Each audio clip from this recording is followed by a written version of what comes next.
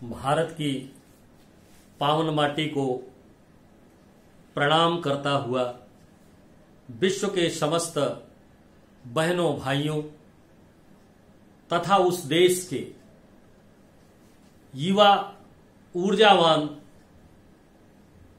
नवयुवकों, आप सबको आज के पावन दिवस पर मैं प्रणाम निवेदित करता हूं।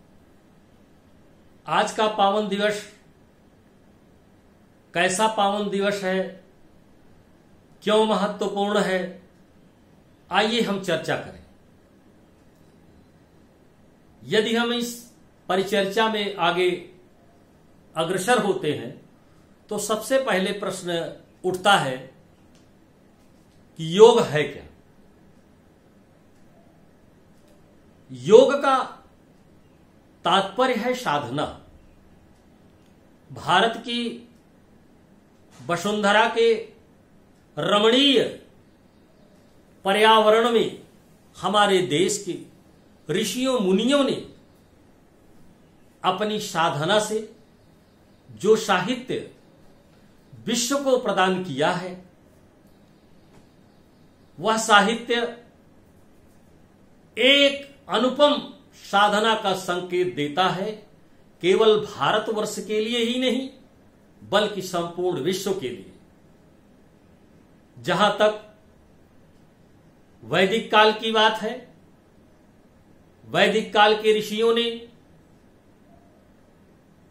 अपना जो महत्वपूर्ण योगदान दिया, उसकी चर्चा का विश्लेषण यदि किया जाए तो शायद समय कम पड़ जाएगा। हम आते हैं अपने विश्व गुरु भगवान श्री कृष्ण को याद करते हैं, जिन्होंने पूरे विश्व को एक ऐसा पाठ पढ़ाया जो गीता का दर्शन कहलाया। 18 अध्याय गीता के हमें संदेश देते हैं ज्ञान मार्ग, भक्ति मार्ग और कर्म मार्ग। कर्म मार्ग से, ज्ञान मार्ग से, भक्ति मार्ग से कैसे हम साधना कर सकते हैं, ज्ञाता ज्ञेय और ज्ञान कैसे तीनों एक सीधी रेखा में आ सकते हैं, यह विचारणीय बिंदु है। इसलिए योग शब्द की जो निष्पत्ति होती है वह युज धातु से बना हुआ है, और युज धातु का तात्पर्य है लग जाना। कहां लग जाना? साधना में लीन हो जाना, साधना में तल्लीन हो जाना। इसलिए भगवान श्री कृष्ण कहते हैं योगः कर्मसु कौशलम। योग कर्म की कुशलता है। कर्म की कुशलता का माध्यम क्या है? शरीर माध्यम खलु दर्शन। निश्चित रूप से दर्शन का माध्यम जो है वो हमारा शरीर है। हमारा शरीर कैसे स्वस्थ हो, कैसे हम अपने शरीर को स्वस्थ रखें, क्योंकि शरीर का तात्पर्य होता है क्षीयन्ते प्रतिक्षणानि यह सा शरीरः। जो प्रतिक्षण क्षीण हो रहा हो उसका नाम शरीर है। हम योग के माध्यम से अपने साधना के माध्यम से कैसे अपने अंग प्रत्यंग को स्वस्थ बना सकते हैं। आज के पर्यावरण में हमारे लिए चुनौती है। जो परिदृश्य हमको दिखाई देता है और जो पर्यावरण दिखाई देता है, ऐसे पर्यावरण में हमें निश्चित रूप से सावधान रहने की आवश्यकता है। और महर्षि पतंजलि द्वारा बताए गए अष्टांग योग मार्ग का यदि हम अनुसरण कर लेते हैं तो निश्चित रूप से हम स्वस्थ होंगे। केवल हम ही नहीं स्वस्थ होंगे, हम विश्व गुरु के रूप में जिस दीप का प्रज्वलन किया है उस दीप का प्रकाश निश्चित रूप से विश्व के कोने कोने में जाएगा, क्योंकि उन्होंने जिन अष्टांग योग की चिंता की है और चिंता के द्वारा अपने विचार प्रकट किए हैं, वे अष्टांग योग मार्ग साधना, यम नियम, आसन, प्राणायाम, समाधि आदि हैं।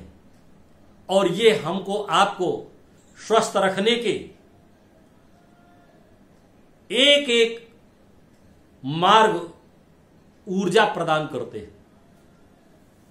आइए हम बात करते हैं वर्तमान परिप्रेक्ष्य में एक ऐसे योग गुरु हुए हैं बाबा रामदेव जी, जिन्होंने केवल भारतवर्ष की धरती का दर्शन पढ़ा और उस दर्शन के माध्यम से और कर्म के माध्यम से उन्होंने पूरे विश्व को एक संदेश दिया कि भारत की माटी में जो अध्यात्म की सुगंध है उससे हम कितना मजबूत हो सकते हैं और कितने बलवान हो सकते हैं, शायद इसकी कल्पना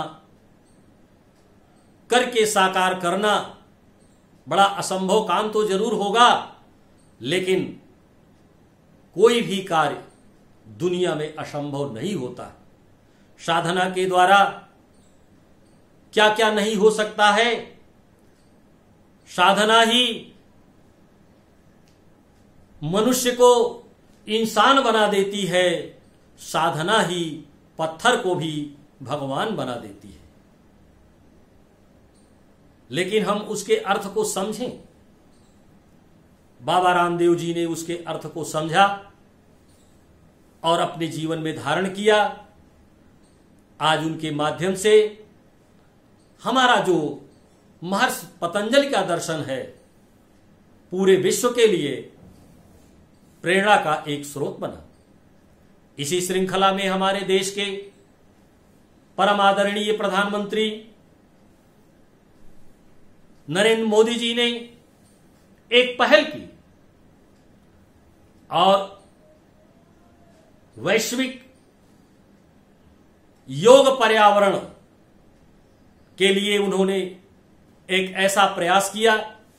संयुक्त राष्ट्र महासभा में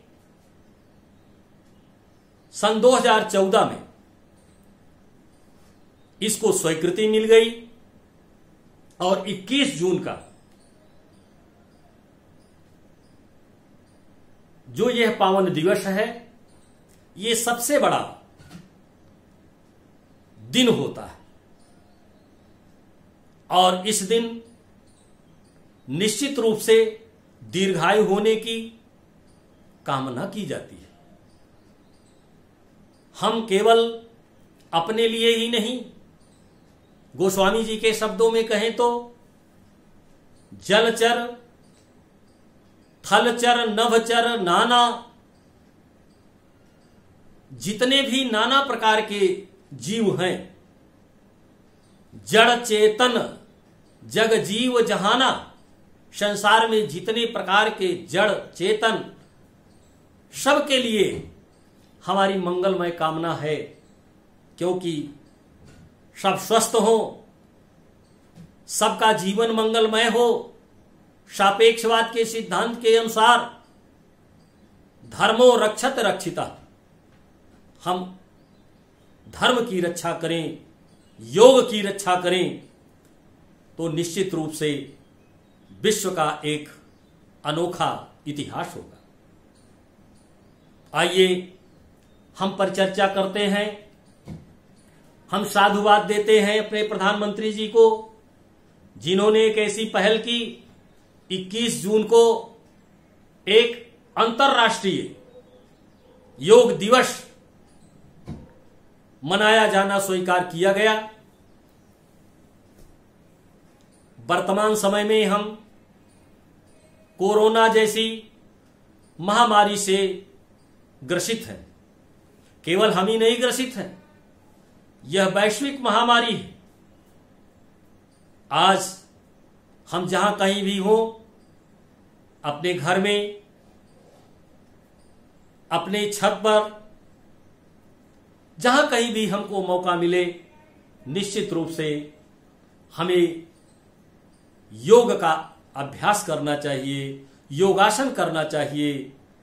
और यदि हम मजबूत होंगे तो हमारा परिवार मजबूत होगा, परिवार मजबूत होगा तो समाज मजबूत होगा, समाज मजबूत होगा तो संपूर्ण विश्व का समाज मजबूत होगा, ऊर्जावान होगा। आइए हम विश्व पर्यावरण दिवस के अवसर पर आज एक और महत्वपूर्ण दिन है, जिसे हम पितृ दिवस के नाम से जानते हैं। जैसा कि आप सब जानते हैं, भारतीय संस्कृति का एक ऐसा पक्ष है जिसमें 3 रत्न प्रमुख रूप से स्वीकार किए गए हैं। वो हमारे एक ऐसे रत्न हैं जो आदर देने के रत्न है। मातृदेवो भव, पितृदेवो भव, अतिथि देवो भव। 3 देवताओं की पूजा करनी चाहिए। आज पितृ दिवस है और हमने ये पढ़ा भी है, माता शत्रु पिता वैरी एन वालो न पाठिता। वे माता पिता शत्रु हैं जिन्होंने अपने बच्चों को अमृत रूपी, ज्योति रूपी शिक्षा नहीं दी है। लेकिन वही पिता जब अपने बच्चों को त्याग करके अपनी अपार शक्ति के द्वारा अपार कष्टों को झेलता हुआ संयुक्त रूप से अपने परिवार को लेकर के चलने वाला वह मुखिया जब अपने बेटों को एक ऐसे स्थान पर ले जाकर के खड़ा कर देता है, तो उनकी भी जिम्मेदारी होती है कि अपनी संस्कृति को पहचाने और उन्हें वृद्धाश्रम में न छोड़ दें। आजकल एक आश्रम बन गया है जिसका नाम है वृद्धाश्रम। आज के दिन ऐसा संकल्प लेना चाहिए कि हम अपने माता पिता को हमेशा सम्मान के साथ, आदर के साथ, भारतीय संस्कृति का पालन करते हुए निश्चित रूप से उन्हें जिस सम्मान के वो योग्य हैं वह सम्मान निश्चित रूप से हम देंगे। आइए हम तीसरे बिंदु पर आते हैं। आज बहुत बड़ा संकट हमारे अध्यात्म की दुनिया के अनुसार, जिसको हमने सजोया है, जिसको हमने अपनी थाती माना है, जो समस्त विश्व का ऊर्जा का स्रोत है, जीवन का स्रोत है, आज उसका प्रकाश रुक गया है। कहते हैं कि आज सूर्य की किरणें सीधे चंद्रमा पर पड़ रही है और वो पृथ्वी तक नहीं आ पा रही है। इससे हमारे सूर्य देवता को, जो हम मंत्र में प्रायः पढ़ते हैं, विश्वानि देव सवितुर्दुरितानि पराशुव यदभद्रं तन्नयाशुव। जिनसे हम अपने जीवन की ऊर्जा लेकर के जीवन यापन करते हैं, आज धार्मिक दृष्टिकोण से उन्हीं का प्रकाश खतरे में पड़ गया है। हम आज मंगलमय शुभकामना व्यक्त करते हैं, क्योंकि हमारे एक ऐसे सूर्य देवता हैं जहां समाजवाद का सच्चा स्वरूप आपको दृष्टिगत होता होगा, क्योंकि अरबपति की अट्टालिका से लेकर के एक जूता सीने वाले मोची की झोपड़ी तक का प्रकाश प्रदान करते हैं, परंतु 1 पैसे का टैक्स, 1 पैसे का बिल उनके यहां से नहीं आता है। हमारा भी कर्तव्य होता है कि प्रातःकाल उठ करके हम ऐसे अपने आराध्य देव को प्रणाम निवेदित करें और साथ में हम थोड़ा जलदान भी कर दें उनको प्रणाम करते हुए, तो हमारे जीवन का एक अच्छा मुहूर्त होगा। मित्रों, भाव बहुत है, समय की सीमा है। समय की सीमा में हम सभी लोग आबद्ध हैं। मेरी एक छोटी सी रचना है। मैं चाहूंगा कि हम लोग योग के माध्यम से किस प्रकार से साधना में लीन हो कि अपने जीवन को सुरक्षित रखते हुए अपने शरीर को योग के माध्यम से इतना अधिक मजबूत बना लें कि हम सारे उपक्रमों को करने में समर्थ हो जाएं और 100 वर्ष की जो हमारी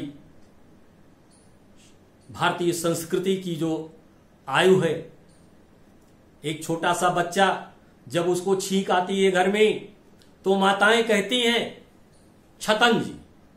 छतन जी का अर्थ क्या होता है, कभी आपने विचार किया होगा?